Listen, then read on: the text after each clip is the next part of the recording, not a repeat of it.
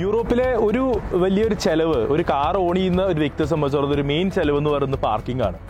ഈ പാർക്കിങ്ങിൻ്റെ റെസ്ട്രിക്ഷൻസ് അല്ലെങ്കിൽ പാർക്കിങ്ങിൻ്റെ സൗകര്യം എന്ന് പറയുന്നത് കുറവായതുകൊണ്ട് തന്നെ ഒട്ടുമിക്ക സ്ഥലങ്ങളും ഇങ്ങനത്തെ ഒരു മെഷീൻ കാണാം. ഇതിൽ ഏകദേശം 1 മണിക്കൂർ നേരത്തേക്കാണ് നമ്മൾ എടുത്തിട്ടുള്ളതെങ്കിൽ കറക്റ്റ് 1 മണിക്കൂർ കഴിഞ്ഞ് ഒരു 15-20 മിനിറ്റിനുള്ളിൽ നിർബന്ധമായിട്ട് ഇവിടെ ചെക്ക് ചെയ്യുന്ന ആൾക്കാർ വന്നിരിക്കും. അപ്പോൾ നമ്മൾ എടുത്തിട്ടുള്ള ടിക്കറ്റിൻ്റെ എത്ര സമയം നമുക്ക് ഇവിടെ നിർത്തിയിടാം, അതിനേക്കാളും കൂടുതലാണെങ്കിൽ ഒരു സംശയം വേണ്ട, ഫൈൻ കിട്ടിയിരിക്കും. അതുകൊണ്ട് എപ്പോഴും യൂറോപ്പിൽ കാർ ഉപയോഗിക്കുന്ന വ്യക്തികളാണെങ്കിൽ അത് നിർബന്ധമായിട്ടും പാർക്കിംഗ് ചെക്ക് ചെയ്ത ശേഷം നമുക്ക് വേണ്ട ഒരു ടൈമിനുള്ള പേയ്മെന്റ് നടത്തിയിട്ട് വേണം നമ്മൾ കാർ അവിടെ പാർക്ക് ചെയ്ത് പോകാനായിട്ട്.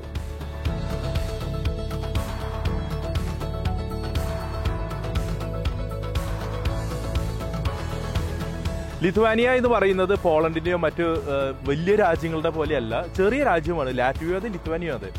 ഇവിടെ വരുന്ന കുട്ടികളുടെ ഏറ്റവും വലിയ അഡ്വാൻറ്റേജ് എന്ന് പറയുന്നത് കോസ്റ്റ് ഓഫ് ലിവിങ് വളരെ കുറവും ട്യൂഷൻ ഫീയും കുറവാണ്.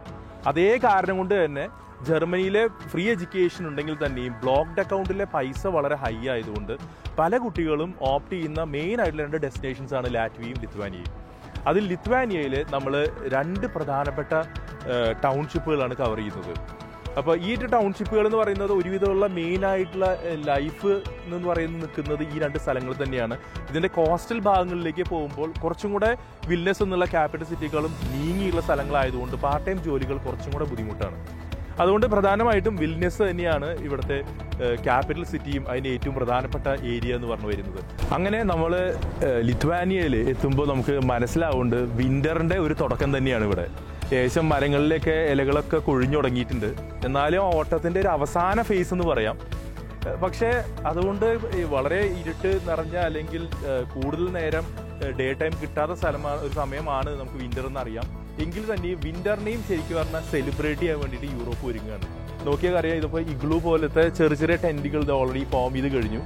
അങ്ങനത്തെ ആൾക്കാർക്ക് ഇരിക്കാനും ഡൈൻ ചെയ്യാനും ഒക്കെ വേണ്ടിയിട്ടുള്ള ഒരുക്കങ്ങളാണ് നടന്നുകൊണ്ടിരിക്കുന്നത് ഇവിടെ. അതേസമയം എല്ലാ മരങ്ങളിലും തന്നെ ലൈറ്റ്സ് എല്ലാം ഓൺ ആയി കഴിഞ്ഞു. അടുത്തൊരു 1-2 ആഴ്ചയുള്ളിൽ ഇവിടെയൊക്കെ ഇങ്ങനത്തെ ഒരു പാറ്റേൺ ആയിരിക്കില്ല. വളരെ ഡിഫറെൻ്റ് ആയിട്ടുള്ള ഒരു സെലിബ്രേഷൻ മൂഡിലായിരിക്കും എൻറ്റയർ യൂറോപ്പ് തന്നെ.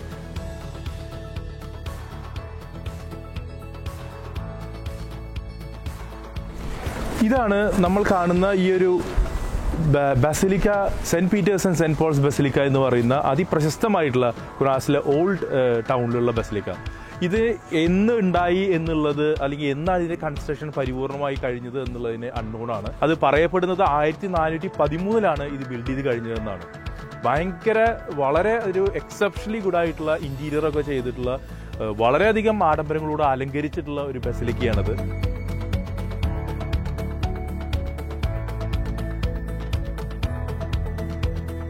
അങ്ങനെ നമ്മൾ ഇപ്പോൾ എത്തി നിൽക്കുന്നത് ലിത്വാനിയൻ പബ്ലിക് യൂണിവേഴ്സിറ്റി മുമ്പിലാണ്. ഒരു കാര്യം ശ്രദ്ധിക്കേണ്ടതുണ്ട്. അതായത് നമ്മൾ പറഞ്ഞു ഒരുപാട് വിദേശ രാജ്യങ്ങളിൽ പബ്ലിക് യൂണിവേഴ്സിറ്റീസിന് സ്ഥലത്തിൻ്റെ പേരാണെന്ന്. ശ്രദ്ധിക്കേണ്ട ഒരു കാര്യം, പല പ്രൈവറ്റ് യൂണിവേഴ്സിറ്റീസും ഇതിനെ അനുകരിച്ചുകൊണ്ട് പേരിടുന്ന ഒരു രീതിയുണ്ട്. അത് ലിത്വാനിയയിലും അങ്ങനത്തെ ഒരു കാര്യമുണ്ട്. അതുകൊണ്ട് അത്തരം യൂണിവേഴ്സിറ്റീസിലേക്ക് പോകാതെ ഇനി അഥവാ അങ്ങനത്തെ യൂണിവേഴ്സിറ്റീസ് എടുക്കുകയാണെങ്കിൽ തന്നെ അവർക്ക് ആവശ്യത്തിലധികം ഒരു ലെഗസി ഉണ്ട്, ഒരു പാരമ്പര്യമുണ്ട്, നല്ല രീതിയിലുള്ള ഒരു ട്രാക്ക് റെക്കോർഡ് ഉണ്ടെന്നുള്ളത് നമ്മൾ എൻഷുർ ചെയ്യേണ്ടത് വളരെ വളരെ അത്യാവശ്യമുള്ള കാര്യമാണ്. എന്തായാലും നമ്മൾ ഇപ്പോൾ നിൽക്കുന്നത് ലിത്വാനിയൻ പബ്ലിക് യൂണിവേഴ്സിറ്റി മുമ്പിലാണ്. ഇത് ഏകദേശം 450ഓളം വർഷം പഴക്കവും ഒരുപാട് നോബൽ പ്രൈസ് വിന്നേഴ്സും വളരെ പ്രശസ്തരായിട്ടുള്ള ആളുകൾ പഠിച്ചിറങ്ങിയ യൂണിവേഴ്സിറ്റി തന്നെയാണ്. വിൽനസ് യൂണിവേഴ്സിറ്റിയിൽ നമ്മൾ അതിൻ്റെ അധികൃതരുമായി സംസാരിക്കുമ്പോൾ അവരെല്ലാം വളരെ ഫ്രണ്ട്ലി ആയിട്ടുള്ള ആളുകളാണ്. അതായത് ഇന്ത്യൻ സ്റ്റുഡൻസിനെന്നല്ല, ഇൻ്റർനാഷണൽ സ്റ്റുഡൻസിനൊക്കെ തന്നെ വളരെ വെൽക്കമിങ് ആയിട്ടുള്ള ഒരു ആറ്റിറ്റ്യൂഡുള്ള യൂണിവേഴ്സിറ്റിയാണ്. നമുക്ക് പലപ്പോഴും തോന്നും നമ്മൾ വേറെ രാജ്യത്തായതുകൊണ്ട് ആ രാജ്യത്തെ ആളുകൾക്കാണ് പ്രോമിനൻസ്. അങ്ങനെയല്ല. ലിത്വാനിയ, ലാറ്റ്വിയ പ്രത്യേകിച്ചും ചെറിയ രാജ്യങ്ങളാണ്. അവരുടെ എക്കണോമിക് ഡിപ്പെൻഡൻസ് തന്നെ ഇൻ്റർനാഷണൽ റിലേഷൻസും ട്രേഡും ഒക്കെ തന്നെയാണ്. അപ്പോൾ ഇതൊരു മെയിൻ ഇൻഡസ്ട്രി ഒന്നുമല്ല, കാരണം ഒരുപാട് യൂണിവേഴ്സിറ്റീസുള്ള സ്ഥലമൊന്നുമല്ല ലിത്വാനിയ എന്ന് പറയുന്നത്. പക്ഷേ അവരുടെ വളരെ പ്രസ്റ്റീജിയസ് ആയിട്ടുള്ള സ്ഥലമാണ്. അവിടെ ഇൻ്റർനാഷണൽ സ്റ്റുഡൻസ് വന്ന് പഠിക്കണമെന്ന് വളരെ ആത്മാർത്ഥമായിട്ട് അവരത് ആഗ്രഹിക്കുന്നുണ്ട്. എന്തായാലും ഈ ഒരു പ്രോഗ്രാമിൽ ഈ ഒരു യൂണിവേഴ്സിറ്റിയെ പറ്റി അറിയുന്ന കുട്ടികൾ, അത് എലിജിബിൾ ആയിട്ടുള്ള കുട്ടികൾ, ഏകദേശം ഒരു 65% ഒക്കെ മാർക്സ് ഉണ്ടെങ്കിൽ, ഒരുപാട് ബാക്ക്ലോഗ്സ് ഒന്നും ഇല്ലെങ്കിൽ ഡെഫിനറ്റ് ആയിട്ട് നിങ്ങൾക്ക് അപ്ലൈ ആവുന്നൊരു യൂണിവേഴ്സിറ്റിയാണത്.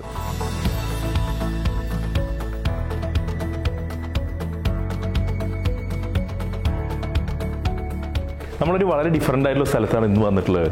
അതായത് വിൽനസ് സെൻറ്ററിൽ തന്നെ, ടൗൺഷിപ്പിൽ തന്നെ വരുന്ന ഒരു ജൂയിഷ് മ്യൂസിയം ഉണ്ട്.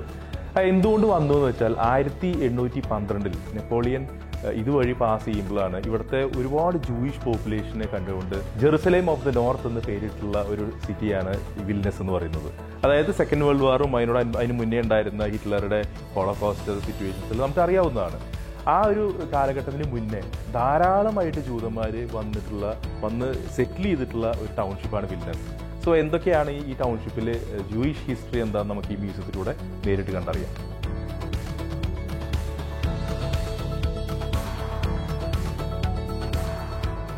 ഒരു കാലത്ത് പല ലോകത്തിൻ്റെ അല്ലെങ്കിൽ പ്രത്യേകിച്ച് യൂറോപ്പിൻ്റെ പല പല ഭാഗങ്ങളിലേക്കായി എക്സ്പാൻഡ് ചെയ്ത ഈ ജൂയിഷ് കമ്മ്യൂണിറ്റി, എനിക്ക് തോന്നുന്നു ഈ വേൾഡ് വാർ അതിനോടനുബന്ധിച്ച് മുന്നേ ഉണ്ടായിരുന്ന ഹിറ്റ്ലറിൻ്റെ ഒരു നടപടികളും കാര്യത്തിന് ശേഷം പിന്നീട് എങ്ങോട്ടൊന്നുമില്ലാതെ ചെതറി ഓടുകയായിരുന്നുണ്ടായിരുന്നത്.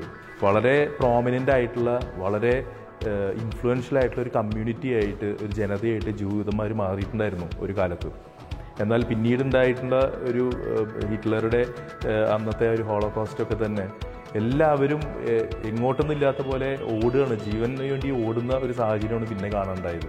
ഈ വേൾഡ് വാറിന് മുന്നേ നടന്നിരുന്ന കാര്യങ്ങളെ ഓരോ രാജ്യത്ത് പോകുമ്പോഴും നമുക്ക് അതിൻ്റെ ഓരോ ഏടുകൾ കിട്ടുന്ന പോലെയാണ് ഒരു ബുക്ക് ഫോം ചെയ്യാനായിട്ടുള്ളത്. ഇതൊരു മ്യൂസിയം ശരിക്ക് കംപ്ലീറ്റ് ആയിട്ട് ജൂയിഷ് കമ്മ്യൂണിറ്റി വിൽനസിൽ എത്ര പവർഫുൾ ആയിരുന്നെന്നും എന്തായിരുന്നു അവരുടെ ചരിത്രമെന്നും കാണിച്ചു തരുന്ന ഒരു മ്യൂസിയമാണിത്. അതിൽ തന്നെ ആ ഒരു കമ്മ്യൂണിറ്റിയുടെ ഭാഗമായിട്ട് അതിന് ശേഷം വന്ന ഡിസ്ട്രക്ഷനും ഹിറ്റ്ലറുടെ ഒരു അറ്റാക്കും ഒക്കെ ആയിട്ട് ഇവിടെ ലിത്വാനിയയിലും ഒരുപാട് അവർക്ക് സഫർ ചെയ്യേണ്ടി വന്നിട്ടുണ്ട്. ഇൻഡിപെൻഡൻസിന് വേണ്ടി ശരിക്കും ഫൈറ്റ് ചെയ്യേണ്ടി വന്നിട്ടുണ്ട് റഷ്യൻസും അതുപോലെ തന്നെ പോളണ്ട് ആർമിയൊക്കെ ആയിട്ട്. അതിൻ്റെയൊക്കെ ആർക്കിയോളജിക്കൽ സർവേ ഇപ്പോൾ റീസെൻ്റായിട്ട് ഒരു 10 വർഷം മുന്നേ നടത്തിയിട്ടുള്ളതിൻ്റെ ഭാഗമായിട്ട് കണ്ടെത്തിയിട്ടുള്ള അവശിഷ്ടങ്ങളും കൂടിയാണ് ആ ടൗൺഷിപ്പിൻ്റെ ഇവിടെ നിരത്തി വെച്ചിട്ടുള്ളത്. ഒരു ചെറിയ രാജ്യമായതുകൊണ്ട് തന്നെ ലിത്വാനിയയ്ക്ക് വലിയൊരു ആർമിയെ കൊണ്ടു നടക്കാനോ മെയിൻറ്റെയിൻ ചെയ്യാനൊന്നും പറ്റിയിരുന്നില്ല പണ്ട് കാലഘട്ടങ്ങളിൽ. അതുകൊണ്ട് തന്നെ അവർക്ക് ഒരുപാട് രീതിയിലുള്ള അറ്റാക്കുകൾക്ക് അവർക്ക് വിധേയമായിട്ടുണ്ട് ഈ രാജ്യം. എന്നാൽ ആ അറ്റാക്കുകളിലൊന്നും തന്നെ പതറാതെ അവർ പരമാവധി പിടിച്ചു നിന്നിട്ടുള്ള അവരുടെ പെർസിവറൻസും മനക്കരുത്തിൻ്റെ കഥ പറയുന്ന ഒരു സ്ഥലമുണ്ട്. അതായത് ലിത്വാനിയ സന്ദർശിക്കുന്ന ഏതൊരു വ്യക്തിയും നിർബന്ധമായിട്ടും കണ്ടിരിക്കേണ്ട ഒരു സ്ഥലം ഹിൽ ഓഫ് ക്രോസസ് എന്നാണ് അതിന് പറയുന്നത്. എന്താണ് ആ പേര് വരാൻ കാരണമെന്നും എങ്ങനെയാണ് അത് വന്നതെന്നുള്ളത് നമുക്കിനി കാണാം.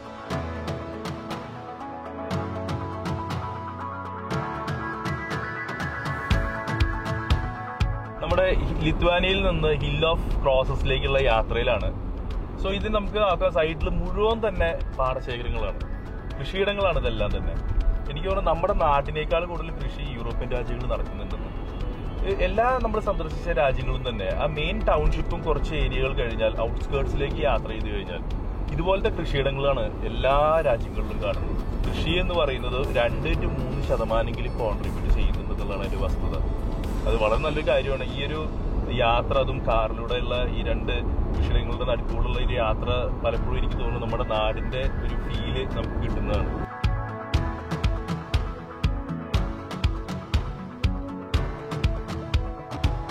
അങ്ങനെ വിൽനസിൽ നിന്ന് ഏകദേശം 2 മണിക്കൂർ നീണ്ട യാത്രയ്ക്ക് ശേഷമാണ് നമ്മൾ ഹിൽ ഓഫ് ക്രോസസ് എന്ന് പറയുന്ന ഈ സ്ഥലത്തെത്തിയിട്ടുള്ളത്. തികച്ചും ഒരു ഗ്രാമപ്രദേശം തന്നെയാണത്. അതായത് വളരെ ഒരു ഭംഗിയുള്ള ഒരു നഗരത്തിൻ്റെതായിട്ടുള്ള യാതൊരു വിധത്തിലുള്ള ട്രേറ്റ്സും ഇല്ലാത്ത ഒരു തികച്ച ഒരു ഗ്രാമം തന്നെ. ഇതിലെ ഒരുപാട് ചരിത്രം ഉറങ്ങുന്ന ഒരു സ്ഥലം തന്നെയാണ് ഹിൽ ഓഫ് ക്രോസസ്. അവിടെ ഒരു കുരിശെല്ലാം നാട്ടി ആരാധിച്ചിരുന്ന ഒരു സ്ഥലം തന്നെയാണ്. എന്നാൽ അതിനെ പല പ്രാവശ്യം അത് തകർക്കപ്പെടുകയാണ് ഉണ്ടായത്. എന്നാൽ അതിലൊന്നും പതറാതെ ഓരോ പ്രാവശ്യം തകർക്കപ്പെടുമ്പോഴും പിന്നെയും കൂടുതൽ കുരിശുകൾ അവിടെ കൊണ്ടുവച്ചുകൊണ്ട് പ്രാർത്ഥന അവർ നിർത്തിയില്ല. അത് 19-ാം നൂറ്റാണ്ടായപ്പോഴേക്കും ഒരു കുന്ന് നിറയെ ഈ പറഞ്ഞ ക്രോസസ് കൊണ്ട് നിറച്ചു. അങ്ങനെയാണ് ഈ സ്ഥലത്തിന് ഹിൽ ഓഫ് ക്രോസസ് എന്ന പേര് വന്നത്. നമുക്ക് അവിടെ നേരിട്ട് തന്നെ അടുത്ത് പോയി കാണാം. ഈ ഒരു ക്രോസസ് നാട്ടിയിട്ടുള്ളതിൻ്റെയും അതിൻ്റെ എല്ലാ ഭംഗി നമുക്ക് നേരിട്ട് കാണാം. 100 കണക്കിനാണോ 1000 കണക്കിനാണോ കുരിശുകളിലൂടെ നാട്ടിയിട്ടുള്ളത് നമുക്ക് തിരിച്ചറിയാൻ പറ്റില്ല. അത്രയ്ക്ക് അധികമാണ്. വളരെ കൗതുകകരമായിട്ടുള്ള ഒരു കാഴ്ചയും കൂടിയാണിത്. അതായത് എത്ര ചെറിയ ജനതയാണെങ്കിലും അവരുടെ മേലെ ഒരു കാലത്ത് അത്രയ്ക്ക് അധികം അതിക്രമങ്ങൾ കാണിച്ചിട്ടുള്ളതാണ്. സോവിയറ്റ് യൂണിയൻ ആർമി ആണെങ്കിലും ശരി, പോളണ്ട് ആർമി ആണെങ്കിലും ശരി, എല്ലാം തന്നെ ഒരുപാട് അതിക്രമങ്ങൾ അവരുടെ മേലെ കാണിച്ചിട്ടുണ്ടായിരുന്നു. എന്നാൽ അവരുടെ വിശ്വാസം തകർക്കാനായിട്ടുള്ള ആ ശ്രമത്തെ ചെറുത്ത് നിന്ന അവരുടെ ആത്മവിശ്വാസമാണ് ഇവിടെ നാട്ടിയിട്ടുള്ള ഓരോ കുരിശിന്റെ കഥയും നമുക്ക് പറഞ്ഞു തരുന്നത്. പല രീതിയിലുള്ള വസ്തുക്കൾ കൊണ്ട് നിർമ്മിച്ചിട്ടുള്ള കുരിശുകളാണ് കാണുന്നത്. ചിലത് കല്ലുകൊണ്ടുള്ളതുണ്ട്, ചിലത് മെറ്റൽ പീസുകളുണ്ട്, അങ്ങനെ കല്ലിൽ തന്നെ നിർമ്മിച്ചിട്ടുള്ള കരിങ്കല്ല് കൊണ്ട് പണിതിട്ടുള്ളതായിട്ടുള്ളതുണ്ട്. അപ്പോൾ എനിക്ക് തോന്നുന്നത് ഓരോ പല വലിപ്പത്തിലുള്ളതും വളരെ ചെറിയ കുരിശ് മാലകൾ മുതൽ വലിയ കുരിശുകൾ വരെ നമുക്ക് കാണാം. ഈ ഒരു ഹില്ല് നടന്ന് കയറി കഴിഞ്ഞാൽ ഒരു വലിയൊരു കുരിശ് അവിടെ നാട്ടിയിട്ടുള്ളത് കാണാം. അതാണ് ഇതിൻ്റെ ഏറ്റവും ഹൈലൈറ്റ് എന്ന് പറയുന്നത്. പ്രധാനമായിട്ടും ഇതൊരു വിശ്വാസത്തിൻ്റെ പ്രതീകമാണ് ലിത്വാനിയൻസിൻ്റെ.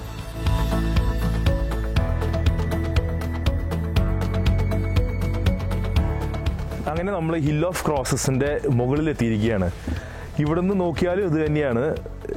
എനിക്കൊരു 100 കണക്കിനും 1000 കണക്കിനൊന്നല്ല, എനിക്ക് തോന്നുന്നു 10,000 ഉണ്ടായിരിക്കും തോന്നുന്നു. ഇത് എത്ര എണ്ണം ഉണ്ടെന്നോ ഏതെല്ലാം കാലഘട്ടങ്ങളിലാണ് ഇത്രയും എണ്ണം വന്നതെന്നോ ഇതിനായിട്ട് ഒന്നും വ്യക്തതയില്ല.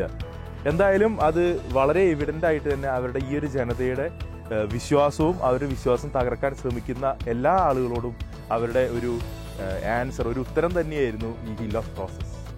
അങ്ങനെ നമ്മുടെ യാത്ര ലിത്വാനിയയിൽ നിന്ന് ആരംഭിച്ചതാണ് ഹിൽ ഓഫ് ക്രോസസ് കാണാനായിട്ട്. ഇത് ലിത്വാനിയയിൽ നിന്ന് ലാറ്റ്വിയയിലേക്ക് പോകുന്നതിൻ്റെ ഇടയിലാണ് ഈ സ്ഥലം. ഇനി ഇവിടുന്ന് നമുക്കൊരു 120 കിലോമീറ്ററോളം യാത്ര ചെയ്യാനുണ്ട്. എന്തായാലും ലാറ്റ്വിയയിലെ യാത്ര തുടങ്ങുന്നതിന് മുന്നേ നമുക്ക് ലിത്വാനിയ ഒന്ന് ബ്രീഫ് ചെയ്യാം. കുട്ടികൾക്ക് വേണ്ട സ്റ്റഡി അബ്രോഡ് ആസ്പിരൻസിന് വേണ്ട ഒരു കാര്യത്തിൽ നമ്മൾ ബ്രീഫ് ചെയ്യുകയാണെങ്കിൽ ലിത്വാനിയയിലെ സ്റ്റേ ബാക്ക് എന്ന് പറയുന്നത് 1 വർഷമാണ്. ഡിപ്പെൻഡൻറ്റ് വിസ എന്ന് പറയുന്നത് പോസിബിൾ അല്ല, അങ്ങനെ ഓപ്ഷൻ ഇല്ല. അതുകൊണ്ട് കുട്ടികൾ പഠിക്കാനായിട്ട് വരുന്ന ആളുകളുടെ ഫാമിലി മെമ്പേഴ്സിന് വരണമെങ്കിൽ ടൂറിസ്റ്റ് വിസയോ അല്ലെങ്കിൽ വിസിറ്റിംഗ് വിസ എടുത്തിട്ട് വേണം യാത്ര ചെയ്യാനായിട്ട് ഇവിടേക്ക്. ഇവിടുത്തെ മെയിൻ ഇൻഡസ്ട്രി എന്ന് പറയുന്നത് നമുക്കറിയാം, യൂറോപ്യൻ രാജ്യങ്ങളെല്ലാം തന്നെ ഡോക്ടേഴ്സ്, എഞ്ചിനീയേഴ്സ്, അതുപോലെ തന്നെ IT പ്രൊഫഷൻ, അതൊക്കെ ഇവിടെയും ഡെഫിനറ്റ് ആയിട്ട് ഒരുപാട് സോഷ്യൽ വർക്കേഴ്സ്, ഇവർക്കൊക്കെ ഒരുപാട് സാധ്യതകളുണ്ട്. അതിനോടൊപ്പം തന്നെ ഷെഫുമാർക്കും അതേപോലെ തന്നെ ഫൈനാൻസ് മേഖലയിൽ വർക്ക് ചെയ്യുന്ന ആൾക്കാർക്കും ഇവിടെ സാധ്യതയുണ്ട്. ഇതൊരു വലിയ എക്കണോമി അല്ല, നമ്മൾ തുടക്കത്തിലേ പറഞ്ഞു, ഒരു $80 ബില്യൺ GDP ഉള്ള ഒരു എക്കണോമിയാണത്. അതുകൊണ്ട് ഒരുപാട് ജോലി സാധ്യതകളുണ്ട് എന്ന് തെറ്റിദ്ധരിക്കരുത്. നമ്മുടെ ഒരു പൈസ വളരെ കുറഞ്ഞ ഒരു രീതിയിൽ നമുക്ക് നമ്മുടെ എഡ്യൂക്കേഷൻ കംപ്ലീറ്റ് ചെയ്യാനും അതിനുശേഷം വേണമെങ്കിൽ എറാസ്മസ് എക്സ്ചേഞ്ച് പ്രോഗ്രാം വഴി മറ്റ് യൂറോപ്യൻ രാജ്യങ്ങളിലേക്ക് ചേക്കേറാനുള്ള ഒരു എളുപ്പ മാർഗ്ഗമാണ് ഈസ്റ്റേൺ യൂറോപ്യൻ രാജ്യങ്ങളിലെ പഠനം എന്ന് പറയുന്നത്. എന്തായാലും ഇനി ലാറ്റ്വിയയിലെ വിശേഷങ്ങളുമായിട്ട് നമുക്ക് കാണാവുന്നതാണ്. എന്തെല്ലാമാണ് അവിടുത്തെ വിശേഷങ്ങൾ, ഏതൊക്കെ യൂണിവേഴ്സിറ്റീസ് ഉണ്ട്, അവിടുത്തെ പ്രത്യേകതകൾ എന്തെല്ലാമെന്ന് നമുക്ക് കണ്ടറിയാം.